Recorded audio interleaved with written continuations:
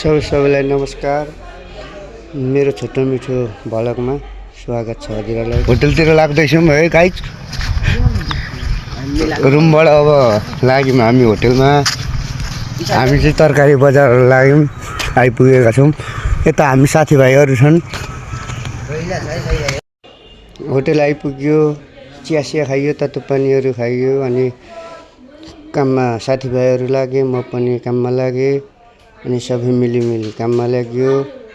त्यसपछि हामी अब खाना खाने तर्करमा लाग्दैछौँ। खानासाना खाइयो, साथीभाइहरू सबै मिल्यो, खाना खाइयो, आराम गर्दैछन्, बेपार सेपार छैन। त्यसपछि हामी अब मोमो बनाउनुतिर लाग्दै।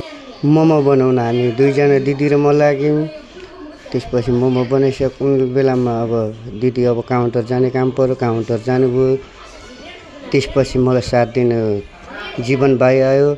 जीवन भाइ र म मोमो बनायौँ। त्यसपछि मैले मोमो बनाउन्जेलसम्म यता रोस्ट बनाएर साथीभाइहरूले बाहिर पठाइदिए।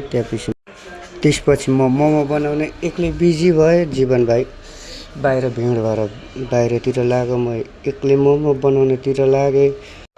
बाहिरको भिड हेर्न सक्नुहुन्छ। मोमो खाने, चाउमिन खानेको खाना आउनुहुन्छ भने नजिकै छ रामपुर बजारमा, उदयपुर रामपुर बजार, बेलाका 9 नगरपालिका, बरिप्यालको फेदमुनि। सबैजना आउनुहोस्। आजको लागि यति नै छोटो मिठो भ्लगमा।